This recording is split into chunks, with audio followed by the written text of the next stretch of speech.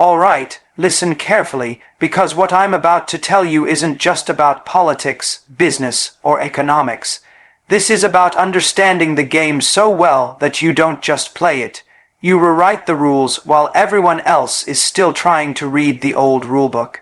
It's about knowing where the giants are vulnerable, where their armor is thin, and how you can take what looks like an impossible fight and turn it into an inevitable victory.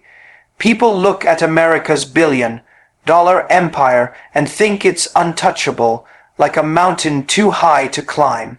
But they forget one thing. Empires aren't destroyed by mountains. They're destroyed by small cracks in the foundation that nobody paid attention to until it was too late. And if there's any country right now that understands those cracks and knows how to work them, it's India. You see, America's strength isn't just its military or its corporations. Those are the visible parts of the iceberg. The real empire is psychological. It's about controlling markets, controlling currencies, controlling narratives. They built a system where the dollar is king, where global trade moves through channels they control, where the media and culture reinforce the idea that their way is the only way. This is why their empire works, because the rest of the world unknowingly plays by their script. But here's the beauty of the moment we are in. India doesn't need to challenge that system head on. It doesn't need to fight the giant in a boxing ring. It needs to make the ring irrelevant. The first thing you have to understand is that America's biggest weapon is also its biggest weakness, the dollar. For decades, they've used it like a magic wand. If they want to hurt you, they sanction you. If they want to control you, they threaten your access to it. If they want to weaken your economy, they manipulate the markets in ways you can't stop. But what happens when a major economy, one with over 1 billion people, one that's growing faster than theirs, one that's already a top global player, decides we don't need your currency anymore? That's not just rebellion, that's revolution. That's not just cutting off a weapon. That's taking away the very oxygen that empire breathes. And this is exactly where India's brilliance comes in. Instead of talking about destroying the dollar, India is creating alternative. Trade in local currencies with partners like Russia. Oil deals that bypass the dollar completely. Digital payment systems that connect nations without a single American bank in sight. Think about it. When you cut out the middleman, you cut out their leverage. And once countries see that they can trade, grow, and profit without touching America's system, the illusion of their necessity starts to crumble. That's how you crush an empire quietly, methodically, without a single bullet fired. Now America also built its empire through technology. Silicon Valley became the factory of the modern world's tools, social media, cloud computing, payment gateways, software. And for years, countries depended on these tools because they had no alternative. But the moment India started investing in its own tech giants, building its own operating systems, creating apps that can rival or surpass Western products, something changed. When you no longer rely on their tools, you no longer hand them your data. And when you no longer give them your data, you strip them of the power to predict, influence, and control your market behavior. That's not just competition, that's cutting their intelligence lines, and don't think this is just about economics. America's empire thrives on cultural dominance, movies, media, narratives that shape how the world sees itself. But India has something that no Hollywood production can replace. A cultural identity so deep, so ancient, so rich, that it can export pride instead of dependency. Bollywood, music, yoga, spiritual philosophy, cuisine, this is more than entertainment, it's influence. And when influence flows from you instead of to you, people start to think differently about who leads the world. The more the world consumes Indian culture, the less it needs the validation of Western culture. And when validation changes hands, power follows. But here's where it gets interesting. America's billion-dollar empire runs on alliances, NATO, trade pacts, global institutions. They built a web that looks unbreakable. But India doesn't have to break it. It just has to build a better web. And it's doing it. Through BRICS, through partnerships in Africa, Southeast Asia, Latin America. By offering fairer trade deals, better infrastructure investments, and respect instead of interference, India is positioning itself as the partner people can trust. And trust is the currency more valuable than the dollar. Once the trust shifts, the money shifts, and once the money shifts, the empire collapses from the inside. Now, some people will say, but America has the strongest military in the world. And yes, they do. But ask yourself, when was the last time they used it and actually won long-term influence? Military power is only as effective as the economic and cultural systems backing it. If those systems start crumbling, the military becomes a very expensive liability. And India knows this.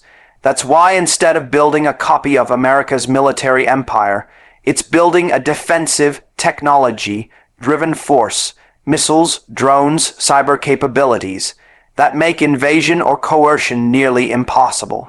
This isn't about matching them tank for tank. It's about making the cost of conflict too high for them to even consider. But here's the most dangerous thing for America's empire: India's population. Not just in numbers, but in mindset. For decades, America's dominance was helped by the fact that most of the world's population didn't have access to education, technology, or capital. That's not the case anymore. India's young generation is educated, connected, ambitious, and unafraid to compete on a global scale. These are not people waiting for foreign companies to give them jobs. These are people building companies that will take those jobs away from the foreign players. And every start-up, every innovation, every market disruption chips away at the empire's monopoly. Now let's talk psychology, because empires are as much about perception as they are about power. America's billion-dollar empire thrives because people believe it's inevitable, invincible, permanent. But when India consistently delivers growth rates higher than theirs, launches satellites at a fraction of the cost, builds infrastructure faster, and wins global deals without military threats, suddenly, people start to question that belief. And once the belief cracks, the reality follows. History shows us no empire survives once the world stops believing in its inevitability. And don't underestimate subtlety. India doesn't need to stand on a podium and declare war on the American system. It just needs to keep doing what it's doing, building alternative systems, trading on its own terms, leading with culture, innovating in technology, and strengthening its defense. This is the slow knife. By the time the empire realizes it's bleeding, it's already too late to stop it. The truth is, America's billion-dollar empire isn't going to fall with a bang. It's going to fade with a whimper, replaced not by chaos, but by a new order where power is shared, where no single country dictates the terms. And India, with its size, resources, culture, and vision, is perfectly positioned not just to survive in that order, but to shape it. That's how you crush an empire, not by attacking its walls, but by making the world stop needing what's inside them. So, remember this, the real battlefield isn't in Washington or New York. It's in the minds of the people doing business, signing deals, consuming culture, and choosing partners. The moment they see a better option, the empire loses its grip. And India is becoming that better option step by step, trade deal by trade deal, innovation by innovation. That's the quiet revolution, that's the power shift. And when it's done, the world won't talk about the day America fell, they'll talk about the day the world moved on. When you look at the way power has been distributed over the last century, one pattern stands out above everything else. The countries that have dominated the global economy have also dictated the political and cultural terms of engagement. For the better part of modern history, America has been the textbook example of this, convincing the world that economic growth and success are inextricably tied to adopting their political model, their style of governance, their values as they define them. This wasn't just about trade or military power. It was a psychological monopoly. They sold the idea that without embracing the U.S. political framework, a nation could not hope to reach the heights of prosperity, technological innovation, or global respect. And for decades, the majority of nations played along because America's power seemed untouchable, and its narrative was too dominant to challenge. But here's where the story changes.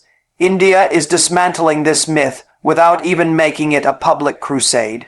By consistently proving that a nation can rise to economic and technological dominance while keeping its own political identity, governance style, and societal structure intact, India is doing something far more dangerous to the American empire than direct confrontation. It is showing the world that America's political model is not the only path to success. This is a deeper form of disruption than building alternative trade systems or challenging currency dominance, because it strikes at the psychological foundation of America's influence. If their model is not indispensable, neither is their leadership. India's model of governance is rooted in its own history, its own complexities, its own balancing act of diversity, democracy, and long-term strategic vision. It is not a perfect system, but it is undeniably its own, unique in how it manages one of the most culturally, linguistically, and religiously diverse populations in the world, while still growing at a pace that rivals or exceeds most Western economies. This alone shatters the notion that only a Western-style American structured political system can handle high-growth, large-scale development. For years, the global narrative has been that emerging nations must modernize politically in the American image before they can be taken seriously as global economic leaders. India is showing in real time that the opposite can be true, that modernization can be achieved on a nation's own terms without surrendering sovereignty over its political soul. What makes this shift even more powerful is that India is not loudly advertising this achievement. It is not trying to export its political model or lecture other nations on governance. Instead, it is leading by example. Success, when it's visible and undeniable, is more persuasive than any ideological campaign. When nations in Africa, Southeast Asia, or Latin America look at India, they don't just see GDP numbers or infrastructure projects. They see a country that refused to be remade in the American image, yet still commands respect, investment, and influence on the world stage. This quietly undermines decades of American soft power that relied on presenting their system as the gold standard. Consider how America often uses its financial institutions, and media influence to pressure countries into adopting certain political reforms in exchange for economic cooperation or aid. This has been one of the strongest tools of maintaining their global reach, by making access to prosperity conditional on adopting their preferred political architecture. Now, imagine what happens when a country like India offers partnerships, investments, and trade without attaching those political conditions. Imagine what happens when India builds ports in Africa, offers technology transfers in Southeast Asia, or invests in energy infrastructure in the Middle East without demanding a change in the recipient's governance style. It creates a parallel path to development, one that doesn't run through Washington's ideological checkpoints, and that path becomes all the more appealing when the results speak for themselves. This is not just economics. It's a quiet form of geopolitical liberation. For decades, many nations have felt trapped in a binary choice, align with the American system and gain economic access, or resist it and risk isolation. India is demonstrating a third option: align with a partner that respects your sovereignty and still delivers growth. This is a subtle but seismic shift, and it terrifies those who built their dominance on the belief that their way is the only way. India's rise also challenges the narrative that democracy in the developing world must look and function exactly like it does in America to be legitimate. India's democratic framework is uniquely adapted to its size, diversity, and challenges. It operates on consensus, building regional autonomy and a federal structure that balances central power with state-level authority in a way that doesn't neatly align with the American model. The fact that India has been able to maintain political stability, foster economic growth, and still remain one of the most vibrant democracies in the world, without copying Washington's blueprint, forces observers to admit that democracy is not a one-size-fits-all export product. It can evolve differently in different civilizational contexts and still thrive. This independence of political identity also allows India to make decisions purely in its own national interest, even when they run counter to American preferences. Whether it's buying discounted oil from Russia despite Western sanctions, deepening defense ties with countries outside the U.S. orbit, or refusing to take sides in conflicts that don't serve its strategic goals, India is showing that economic success doesn't require political subservience.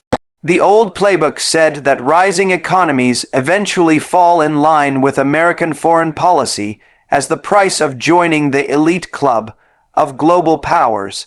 India is tearing up that playbook. Culturally, this independence resonates deeply with other nations that have long histories, strong traditions, and a reluctance to be reshaped by outside powers. When Indian diplomats speak about mutual respect, non-interference, and multipolarity, it doesn't sound like empty rhetoric. It's backed by the reality of India's own experience. This is why India's soft power is expanding alongside its economic clout. The more the world sees India succeeding on its own terms, the more other countries believe they can too. And belief is the seed from which real political change grows. Not imposed change, but chosen change. The economic proof of this alternative path is becoming undeniable. India's consistent GDP growth, its leap into global manufacturing, its booming tech sector, and its infrastructure expansion all present a picture of a nation moving forward without needing to import America's political model. This stands in stark contrast to countries that did adopt that model, but remain economically stagnant or politically unstable. The comparison speaks louder than any anti-U.S. speech ever could, and it's not just governments noticing this, it's people. Citizens across the developing world are seeing the news about India's achievements and starting to question why their own countries have been told there's only one right way to govern if they want prosperity. This kind of grassroots perception shift is dangerous for any empire because it erodes influence from the bottom up. If the people no longer believe in the inevitability of the U.S. model, political leaders will eventually stop believing in it too, or at least stop feeling pressured to follow it. This perception shift also affects alliances. The more countries realize that they can prosper without reshaping themselves to fit an American mold, the less leverage America has in international negotiations. Trade blocs like BRICS gain appeal, regional cooperation strengthens, and the gravitational pull of Washington's orbit weakens. This is how influence transitions from unipolar to multipolar, not through dramatic wars or collapses, but through a slow migration of trust, trade, and cultural alignment toward alternatives. India's ability to maintain and grow its economy without adopting the U.S. political model also sends a message to domestic audiences in other countries. that sovereignty over one's political system is not incompatible with global success. This message is particularly powerful in nations with rich cultural identities or histories of resisting Western domination. It tells them they don't have to choose between modernity and authenticity, between growth and independence. In the long run, this shift may do more to weaken America's global hold than any military or economic competition. Empires survive not just through force or wealth, but through the perception that they are the ultimate reference point for success. Once that perception is gone, once the world sees that multiple models of governance can coexist with prosperity, the empire's psychological monopoly dissolves. That's exactly what India is doing, proving by its very existence and performance that there is no universal template for national success, and certainly not one that belongs exclusively to Washington. India is doing this without hostility, without confrontation, without declaring itself an ideological rival.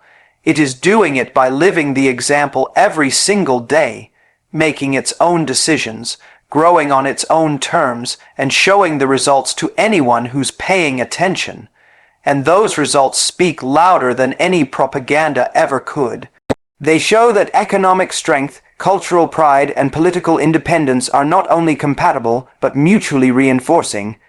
That lesson, once learned by enough countries, will change the way the world organizes itself forever.